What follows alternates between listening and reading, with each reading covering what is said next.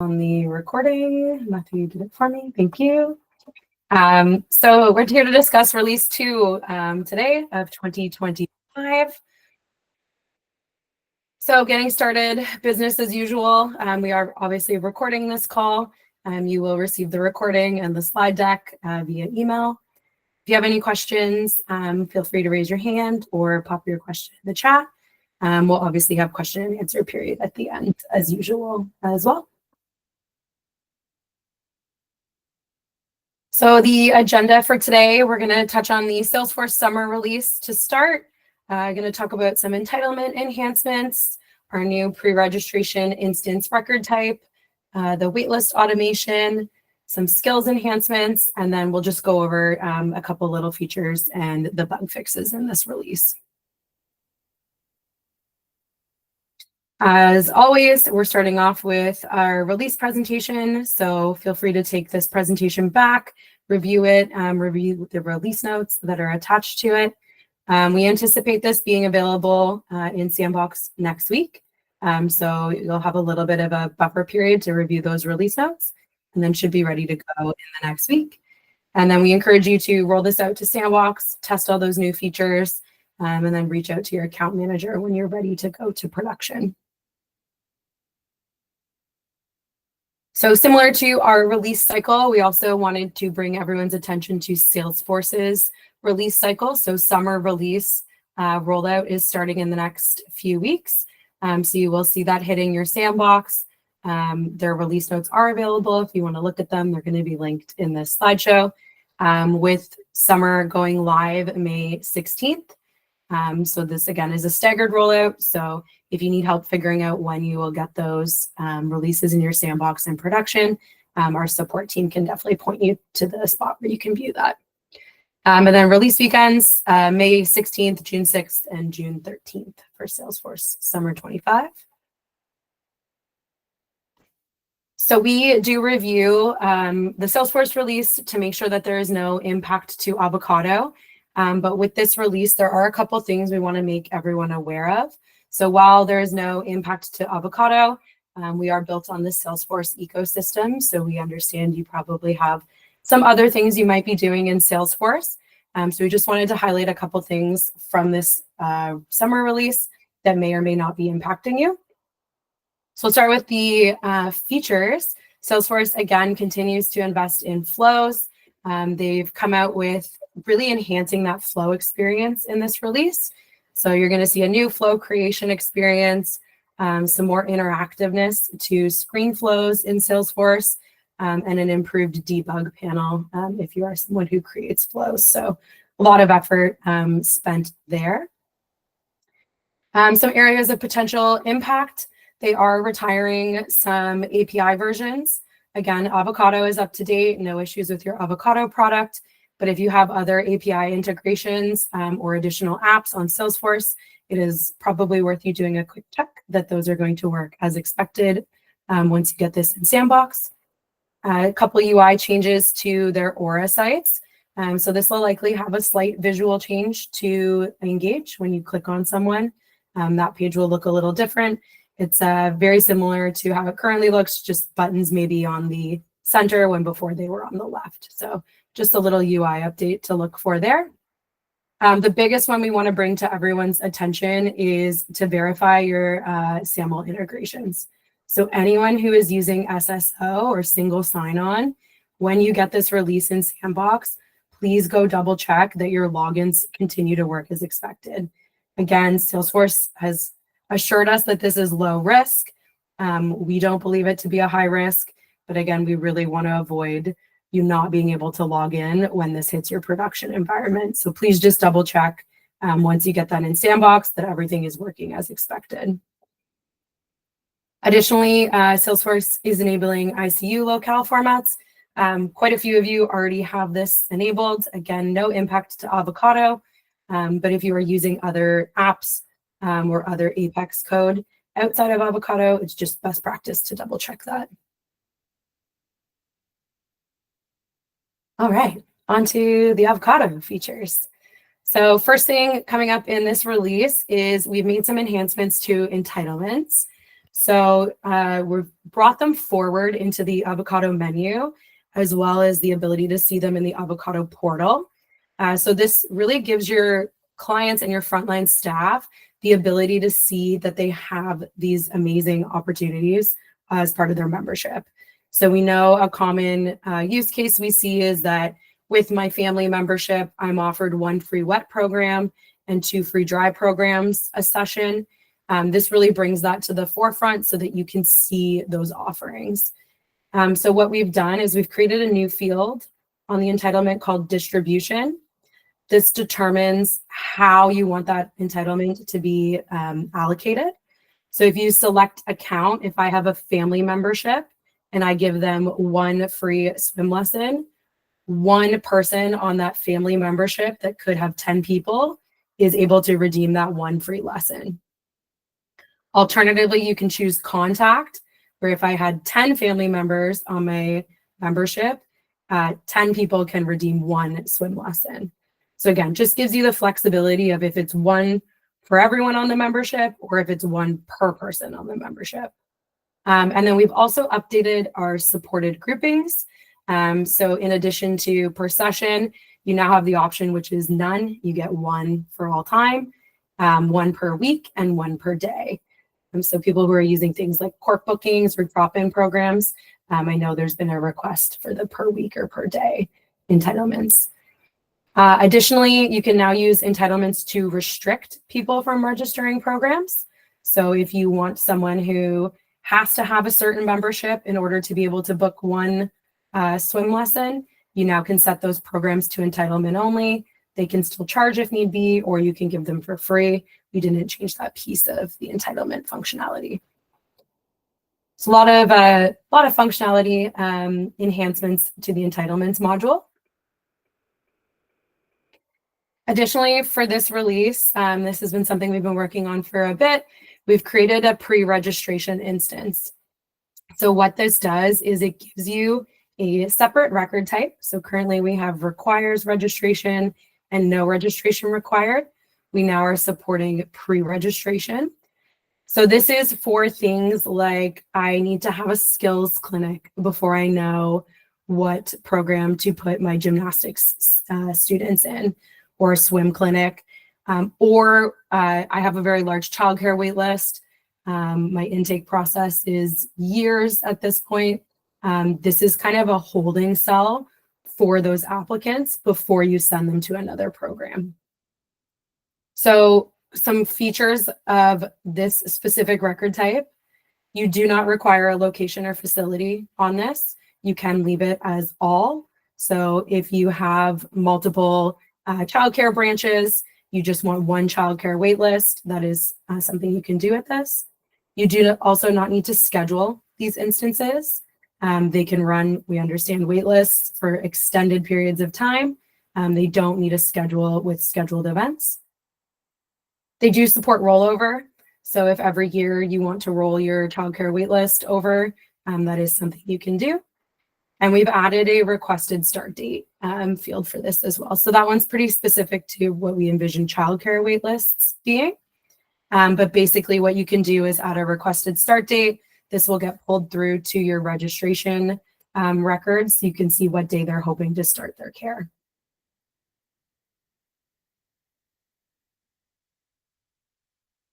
In addition to this, we've added the waitlist manager. So this is supported for both of those new pre-registration instance record types and our current requires registration record types. So what we've done is we've created a Lightning Web component on the instance page. So when you have people on your waitlist, you will see this waitlist manager tab now. You can create custom page layouts for record types if you only want to show it for your pre-registration. That's something we can assist with if that's something you need to do. But what this does is it allows you to sort your waitlist based on criteria you determine. So anything that's on the registration record, as well as any instance or program type prompts that are associated with that registration, you can pull into this list. So things like, do I have a sibling in care? Is this child's parent a staff member? Are you just looking for a transfer instead of a full new registration? You can go 5 sorts deep. And then we did give you the option to save the ordinal, which will save their place in that wait list after you've applied these changes. So you do have that option. Additionally, we've brought in Salesforce activities to this page. So this gives you the ability to log your calls, send emails directly from this Salesforce waitlist manager. So things like, are you still interested in care? I give you a call because maybe I don't have the spot you need, but I have a spot somewhere else. You can log that as part of this record page now.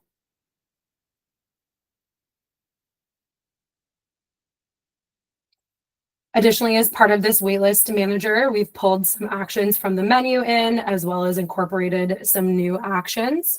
So in the drop-down tab at the edge of that waitlist manager, I have the ability to view. This will open the registration in another tab for you. So if you want to see the answers to all their questions, maybe you're not showing them all in your waitlist manager, you want to see that requested start date, you can put it in another tab.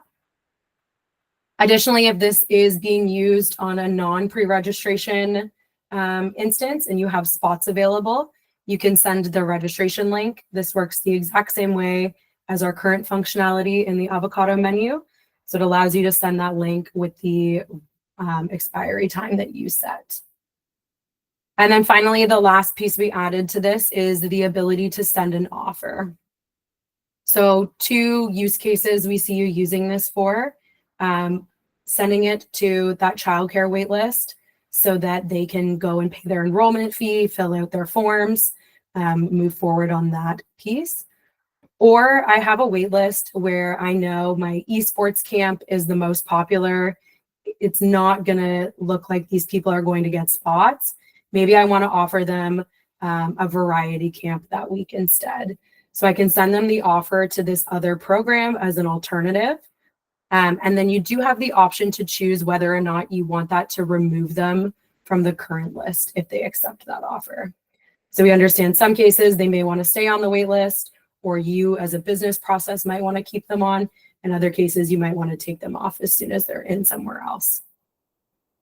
So those are the actions for the waitlist manager. Additionally, big waitlist release, we have moved our waitlist automation into a batch job. So this is going to run hourly as part of the Avocado batch. And it gives you the flexibility to do a couple different things. So with this, you can set your relative registration link on the program. So if I know 2 hours before my program starts, I don't want to be sending, hey, there's a spot available, because maybe it's camp and I need to print my camp lists. You can now set that on the program level. But maybe for my HFA drop-in group fitness type program, I want to send that right up until it's about to start. So you do have the flexibility to do that. This does also support, if there are 3 spots, sending 3 emails all at once. So it has kind of improved that process, as well as you can set the number of hours that each one will be active for at the program level as well. So I may want to give someone in camp 3 days to respond before I email the next person. My group fitness program, maybe I only want to give them an hour. So you can set that at the program level. And then this does just use our current registration mass email template at this point in time.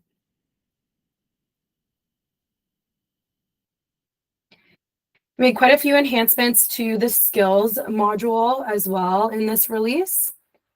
So we've added the ability to mark skills as complete or incomplete. We understand that when we created this originally, there was a very specific request for a 5-star, but sometimes you just need a pass-fail. Pass-fail seemed a little harsh, so we went with complete and incomplete. So you do have the option now to set those as skill rating types. Additionally, we've added the ability to filter by skill sets. So we understand a lot of you offer swim programs where maybe you have 2 levels in one 7 p.m. class. This allows your staff to flip between level 1 and level 2 when they're rating skills, as well as to see in the portal that maybe I'm only in level 1. I don't really need to look at what the level 2 skill set is. So you do have a toggle for that as well now. And additionally, we just did some UI cleanup. We made the individual skills assessment module look very similar to the bulk one. So you'll see some UI updates there as well. Additional features, so I'm just going to higher level these ones, but we created a roster report in the Avocado menu. So this is very similar to our class list. It just allows you to have a more consolidated version of it. So instead of printing one prompt per page per person, we're printing one prompt group per page. So you can see everyone who answered those questions, as well as you can go a level up. So instead of I want to see each instance running this week, I just want to see everyone who's here this week and what their responses are. So we've implemented that. We've made some updates to display and error handling with one-time submission forms that you'll see in this release. We've updated our API versions to align with current recommendations. We've also added the ability to export account and contact prompt responses from the class list and now also the roster report. So if you have those contact forms that are tied to your instance, you can now export those to Excel if you wish. We've created the ability to hide instances from search in the portal. So currently, if your instance is publicly visible, you're able to find it in the portal. But we understand that sometimes you need someone to pay a fee that maybe you don't want someone just finding on the portal. So you can now use this. It's accessible via a deep link, but doesn't come up in any of the searches. And then we just made a quick update to the attendance report to align it with our class list. So you'll see that now display as last name, first name, and alphabetically by last name.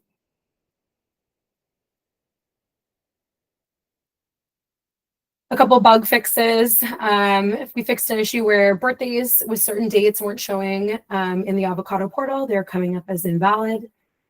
We fixed an issue that you might have seen trying to sell a term membership where you did get a red toast error and you were able to proceed, but we've cleaned up that error message. We fixed an issue with Cantaloupe where on the last day of your punch pass, it was not granting you access. We resolved an issue with price books with over 50,000 products that impacted instances loading under certain circumstances.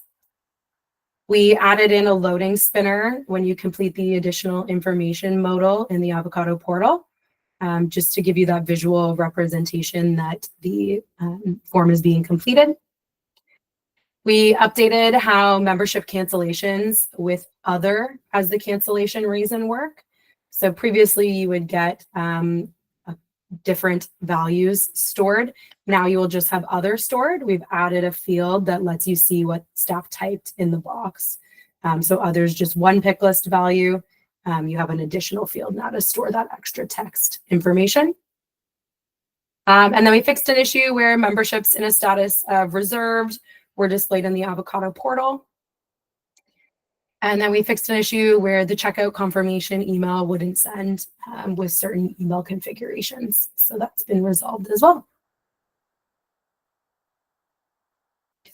And then as always, we love to give a little sneak peek about what we're currently working on.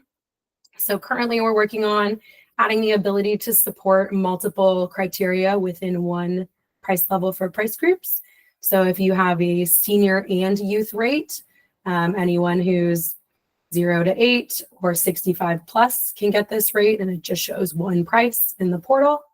Or if you have multiple memberships that all give you specific eligibility for a price, you can kind of bucket those now under one price level.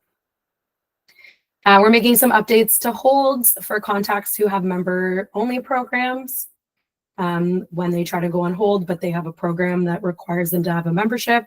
And we're making some updates to that process. We are currently adding in support for Lightning Web Components on the portal homepage. So we have some pretty cool stuff coming with customizable home screens on the Avocado portal. So that's currently in the works. We have a Cantaloupe release that should be available shortly with some improvements and some bug fixes. So that'll be coming out in the next month or so. And then we are continuing on to phase 2 of our finance project, which I'm sure we've all had different conversations with different clients about what that looks like for each individual organization, but that is underway as well. And that is all I have for this afternoon. So as always, if there are any questions or comments, please feel free to pop your hand up and let us know.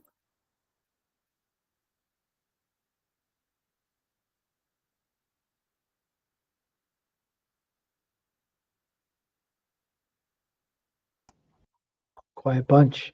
Oh, there's Adam. Go ahead, Adam. Sorry, I put my hand up and then had technical difficulties. I just wanted to say thank you. I think the entitlements updates are really timely for us at HBB and will really help us sort of reimagine how we offer certain programs. So I'm really grateful for those. Perfect. Love to hear that.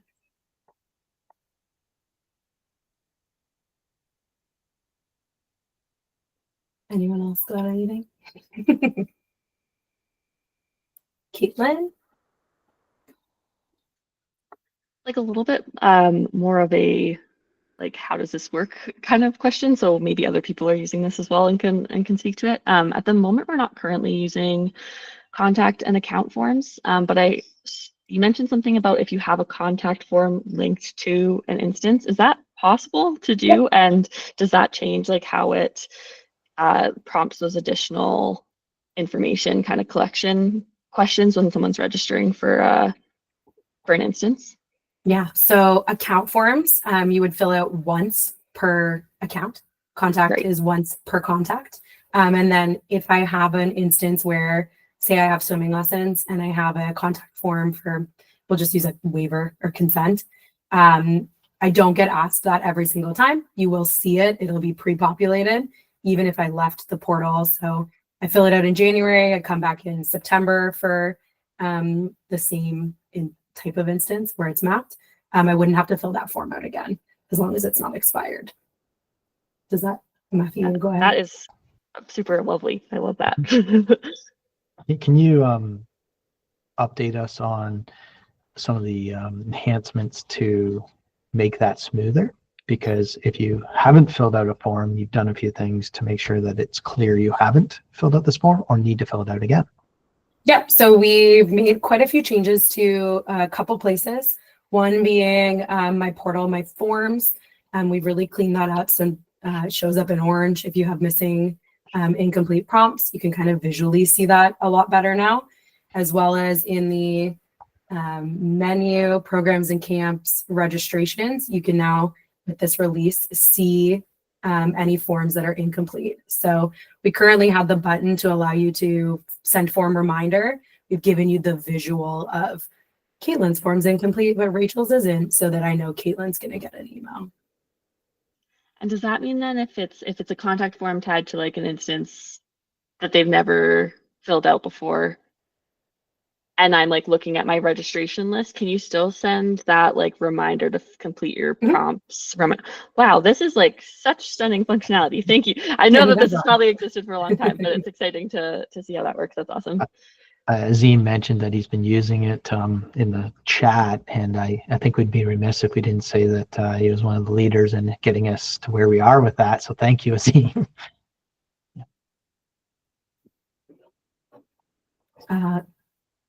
Go ahead, Ella. I think you were first.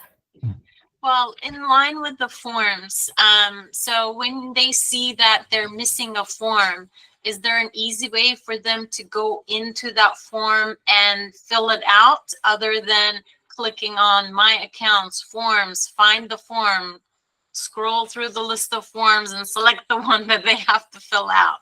Yeah, so if it's tied to a program registration or an instance, when you go to my programs now, there's a little form icon. It'll light up orange if that prompt is incomplete, and you can fill it out through there. So they don't have to go locate the correct form anymore. It's just tied to the instance registration. And is it only for programs, or is it going to be for memberships, available for memberships too, if they've missed filling out a membership form? Currently, we're just doing programs, but as part of that custom homepage, there's work coming to pull incomplete forms through to that. So currently programs at this point, but more to come in the future. Thank you. Of course. Go ahead, Asim. Yeah, I was just going to add that for the forms, like one of the ones that we have, and I think it speaks to what you're just asking, Ella, is we have like we can also deep link to the form kind of filling out page on the portal. So that way you don't have to click through all those steps like you had mentioned. So an example is when parents join our YMCA childcare, one of the forms of many they have to complete is about like sunscreen application and policy and insect repellent. They fill it out. And then every year when spring hits and the kids are going to start going outside, our marketing team sends an email that says, hey, remember, this is the policy on like childcare. This is our sunscreen. If you have, it's not mandatory for them to fill it out again, but they have the option to update their consent if they want to change their consent based on the new products we're using, or if they want to change their mind. So we basically send them an email saying, hey, by the way, we're happy summer's around the corner. Here's a link, and it's a deep link that takes them. They just need to go right to the login page. Once the login page, you can right to the form page, and they have the ability to view what they previously responded, and they have the ability to update that. So we kind of have that flowing both when they register and do their intake, they complete it through the intake. It copies through to any other further things that we need, whether if they want to use that same consent in day camps or other areas because it's kind of contact. And then it can also be used deep linking to do updates kind of tied to our business process when we need them to be reviewed. So I don't know if that helpful kind of gives a bit of a practical example of how we've been using it and why we've been kind of working on trying to develop the functionality to make it even more seamless for our families. And does that mean that we can deep link to any form or only updates of a form? I'll say what I believe it deep links to the page that you would be able to select your forms that you want to be able to either view, update, change, or add. It doesn't go direct to the form, but I don't want to speak on behalf of TechShare in case that's something that I don't know. No, you're right. Currently, Asim, part of this is we're laying the groundwork with the incomplete in those spots to basically be able to assign someone a form. So I join, I sign up for a membership, I register for a program, whatever it may be. You may have a general liability waiver. It then creates that form, assigns it. It shows up on their homepage. Hey, we noticed you're new here. Please fill out this form, and it'll take you to it. So that's what we're ultimately working towards. But again, baby steps. We're working through it as we continue to progress. I saw the question in the chat from me, Caitlin. When we made the decision to kind of test forms with title instances, we needed the contact form functionality, so we didn't launch until we had that with it. So we didn't ever have to go through a process of like transitioning. Essentially, the contact-based form is linked to either the instance or the program, depending on how I want to use it. But because the information is out of the contact, they don't need to fill it out again. So we've been using it with that functionality. So I guess it depends on your use case. I'm happy to, if you want to jump on a call and reach out to me about how we're using it. If you're kind of thinking of ways, I'm happy to brainstorm with you on that. And there may be some options that this is kind of pushback. I kind of ask with TechShare around, like, if you have an existing form that's been set as an type of instance, for people that have already filled it out or haven't yet filled it out, if you were to change it, how does that impact if you were to make like a mid-point transition? That I don't know, but yeah. Thanks, Asim. That's super helpful. And that is an excellent question for TechShare as well, if we have time. Rachel, do you have any information on if they change the form after? Current best practice is to not change the form midway through just because of your mapping and how we pull the responses. Yeah. That being said, obviously, again, it's development. Anything's a possibility with enough time and effort. So if that's something you truly feel like you need, we're obviously here to support, and we can work through what that process looks like. I figured that was probably the case, and we can definitely find a good time in our business process to make the switch instead. So that's okay. But yeah, thank you guys so much. Exciting to see other people using that functionality too. I think I saw Adam's hand up, but he might have put it down. Yeah. I did put it down, but I can hop in just to contribute to that conversation about deep linking in the portal. Deep linking has been a game changer, and the more we can do it, the better. Like, we're using it for marketing emails, we're using it to take you right to the program, we're using it for lots of things. But for forms specifically, we're also using flows to create private alerts on people's portals that then deep links to the form. and then you can pretty it up with HTML. So that's maybe a workaround to a long-term solution, but it was pretty easy to set up. I think the forms, what I was trying to point out, Rachel, was the first step was just to allow you to see what forms aren't filled out or what forms are required to fill out from the portal. So as you said, Ella, when you're in your programs, it does show you a nice little option here where it says, these items aren't filled out or are filled out or whatever it is that I'm trying to fill out. What we saw happening in the future, and we're just not quite there yet, is under forms, biggest problem we see right now is you have to select who you're looking for or what you're looking for. So we're really looking at as a next small step to minimize change, just changing the filter on this to show you everything, or allowing it to show you the things that haven't been filled out first. So basically, not requiring people to know that they have to click Cody here, showing that Cody has a form that's incomplete or whatever it might be. That's the intention of the next step. But there is definitely a larger scale plan that needs to happen here. Yeah, thank you. These are good questions. I think one of the things we talked about most recently is having some type of sessions. I don't know if we should choose Friday though, but Friday like this where we just in a space to be able to ask questions like this, just so you can pop in, not so much support, just open mic. Hey, let's work together. Is there anything you want to talk about? Anything we can help you with? I like these things because they move things forward, and that goes for everyone. Half the questions would probably be answered better by the customers using it. So we're looking to put a true user group kind of in place when we talk as users. Yeah. I do love that idea. I came in only a year ago, so I was not involved in the implementation, and I feel like whenever I come to even these little snippets, I learn so much from what other folks are doing. So just want to say I very much appreciate all of the conversations with the teams. Yeah, we do too, because it helps everyone, right? Absolutely. Excellent. Any other questions or thoughts for Rachel and team while you have them? I have a question about maybe your roadmap for the Avocado menu, and I recognize that you might prefer to turn the recording off before answering, so I don't hold you to it later. But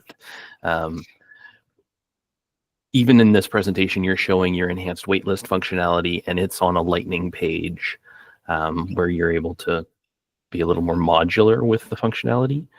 Do you have dreams, plans, a roadmap for the Avocado menu and how it interplays with Salesforce?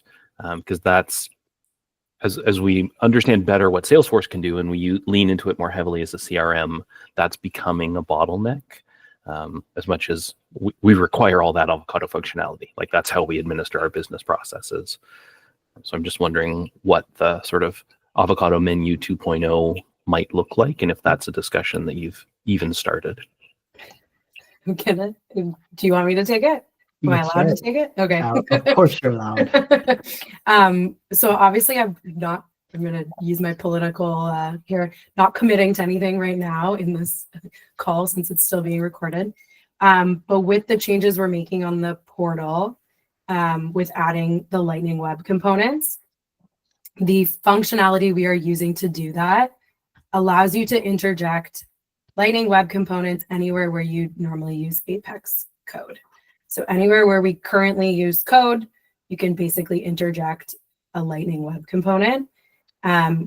We see that starting in the portal on that homepage. And then what we see is that spilling into spots in the menu where maybe you want something that looks a little more screen flowy, that's specific to your business as opposed to everyone's business. So that is something we have been having conversations about. We don't have any concrete, this is definitely where we're going. But that is something we are investigating, is how do we leverage that technology into the menu.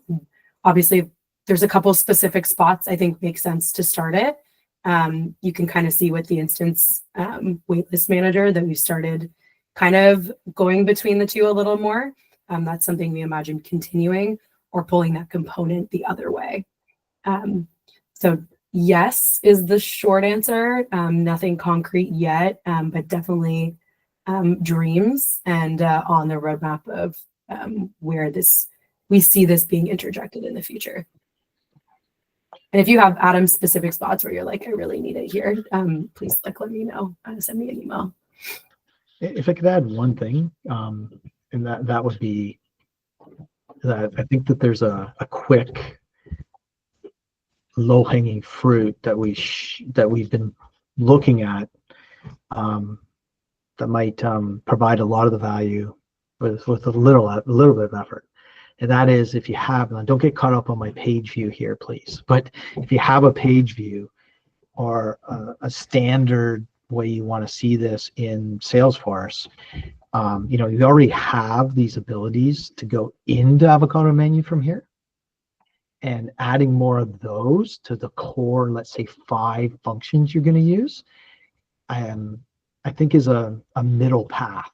So going in and out more seamlessly, if you understand what I mean by that, I think could help us. So once you're going in, yes, we allow you to go out right now, but once we have the page layouts dialed in and that in and out, it would really become seamless, and you wouldn't really know if you're in the Avocado menu or the standard Lightning components.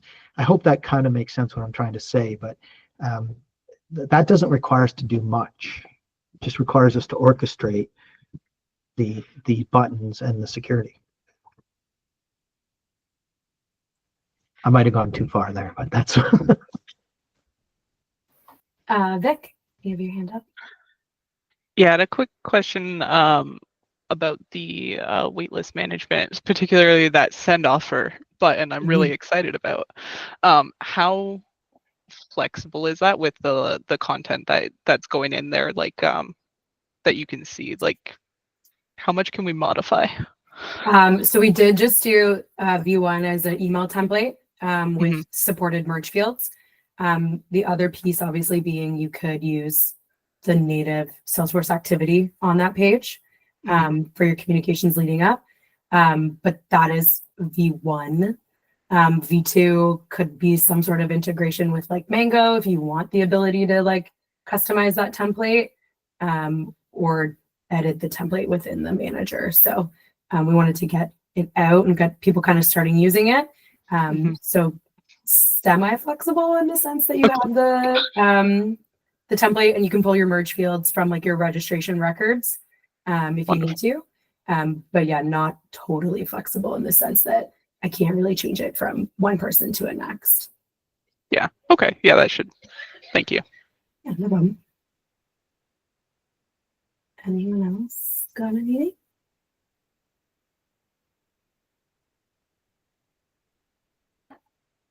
Going once, going twice. All right. Well, thank you everyone so much for joining. Again, we're going to follow up kind of as Salesforce rolls out the release. We'll send you some reminders as well, just to double check that single sign-on. Please and thanks. And then again, yeah, this should be available for you within the next week to start testing in Sandbox. And we hope it's everything you dream of. I know a couple of you have been waiting for this, some of this functionality for a bit. So we hope you have a great day. And again, if there's any questions, reach out to your account managers or the support team. We're happy to help. Have a good one, everyone.